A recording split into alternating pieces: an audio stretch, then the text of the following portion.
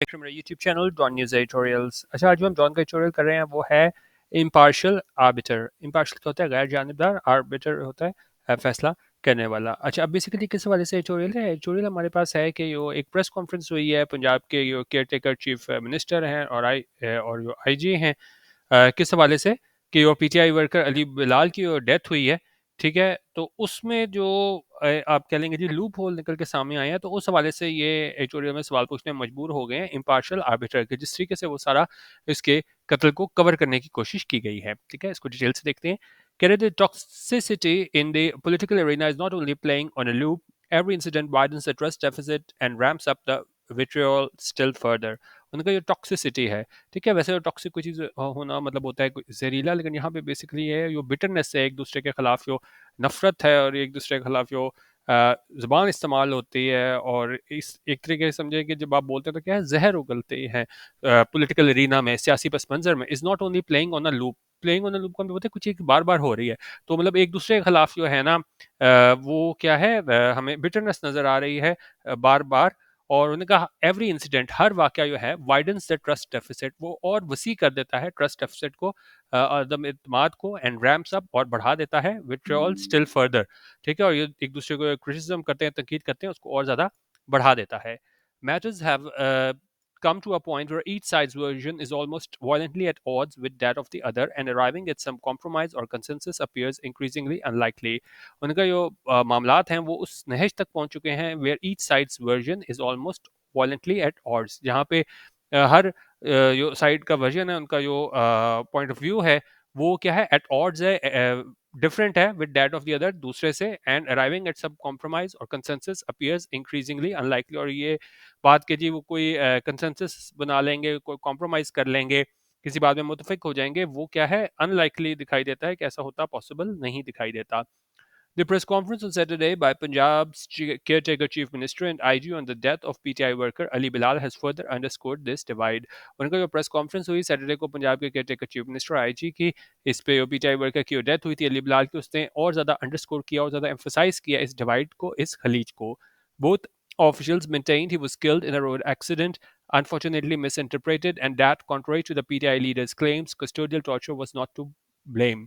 और उनका दोनों ऑफिसर्स हैं, उन्होंने ये बात कही कि जी वो एक रोड एक्सीडेंट में मारा गया, ठीक है, और उसमें उन्होंने कहा कि जिसको अनफॉर्चुनेटली मिस इंटरप्रेट किया गया है, और ये कॉन्ट्रेरी है, खिलाफ है, जो पीटीआई लीडर के दावे थे, क्लेम थे, custodial torture was not to blame, कि भाई कस्टोडियल टॉर्चर की वजह से उसकी डेथ नहीं हुई। Bilal was one of the party activists picked up by police on Wednesday when a caretaker setup decided to use force against those defying Section 144 imposed in Lahore to participate in a rally to launch PTI's campaign for the provincial elections। उन्होंने कहा बिलाल जो है ना, वो एक party activist था जिसको उठाया गया था पुलिस की जानिब से वेडनेसडे को, जब ये केयर सेटअप था। उन्होंने ये फैसला किया कि वो ताकत इस्तेमाल करेंगे उन लोगों के खिलाफ जो डिफाई करेंगे, जो नहीं मानेंगे, खिलाफ वर्जी करेंगे सेक्शन 144 जो लागू की गई थी, नाफिज की गई थी लाहौर में, तो to participate in a rally to launch PTI's campaign for the provincial election। ठीक है, तो ये उन्होंने फोर्स उस रैली के खिलाफ यूज़ की जो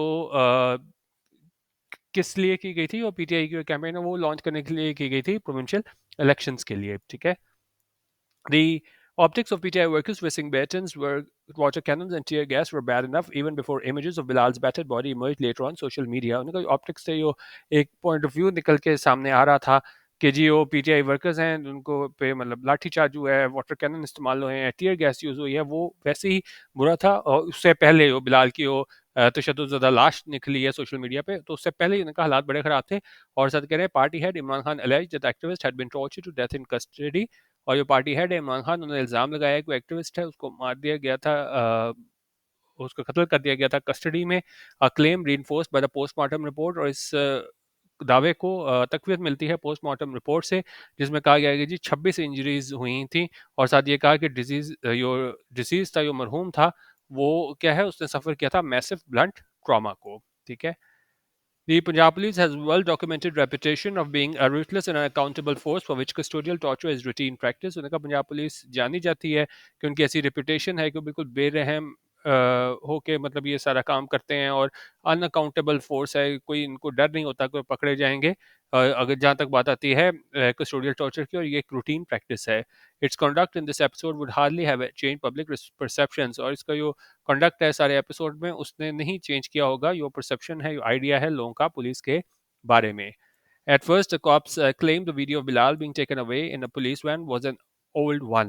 अच्छा, पहले उन्होंने दावा किया कि जी बिलाल जो है ना उसको पुलिस वैन में ले जाया गया। फिर जब ये जो बातचीत थी वो एक्सपोज हो गई, वो जाहिर हो गई एक झूठ के तौर पे, फिर उन्होंने अपनी स्टोरी को तब्दील कर लिया। फिर उसमें उन्होंने बिलाल को और कहा कि जी हमने बिलाल को रिलीज़ कर दिया था उससे बहुत देर पहले, जब उसकी बॉडी को जो है ना वो अस्पताल के बाहर ला के छोड़ा गया। फिर उन्होंने दावा किया कि जी हमने अरेस्ट कर लिए थे 2 लोग, जिन्होंने कहा था कि जी बिलाल जो है ना वो बड़ा शदीद ज़ख्मी हुआ है एक एक्सीडेंट में उनकी गाड़ी से। ठीक है, what is the version of those who were with the victim at the time of the purported accident, और उनका उन लोगों का क्या इस बारे में राय थी कि जो उसके साथ थे विक्टिम के ये मुबैना जो एक्सीडेंट हुआ है उस टाइम पे।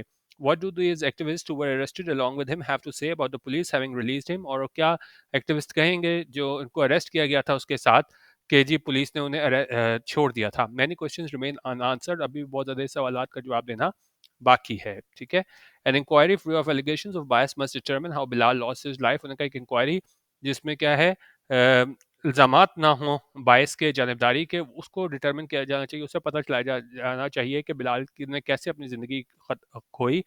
लेकिन उनका ये एपिसोड है beginning with one day imposition और इंटायरली फ्लिम्जी प्रोटेक्स्ट और प्रीटेक्स्ट, और जो इन्होंने लगाया था ये सारा सिलसिला 144 का, ठीक है, वो बिल्कुल ही एक ऐसे चीज़ पे लगाया था, मतलब जिसकी क्या है कोई ज़रूरत नहीं थी। सेक्शन 144 जो लाहौर में लगाया था, और ये उठाता है सवालात को ये केयर टेकर गवर्नमेंट की क्रेडेंशियल्स के हवाले से एक इम्पार्शियल आर्बिटर के तौर पे। उन्होंने कहा its course of actions against the PTI as well as slanted remarks of some of its ministers on the media and aftermath of Bilal's death bode ill for stability the country's largest province। उन्होंने कहा इसके ज़बरदस्ती action थे PTI के against, और साथ साथ जो रिमार्क्स दिए इनके मिनिस्टर्स ने मीडिया पे बिलाल की डेथ के बाद, ये हमें जो है ना इस्तेकाम की तरफ इशारा नहीं करते मुल्क के सबसे बड़े सूबे में। They will however burnish the PTI's political narrative, लेकिन ये उसको आगे ले जाने में मदद देगा पीटीआई के पॉलिटिकल नैरेटिव को, सियासी बयानिए को।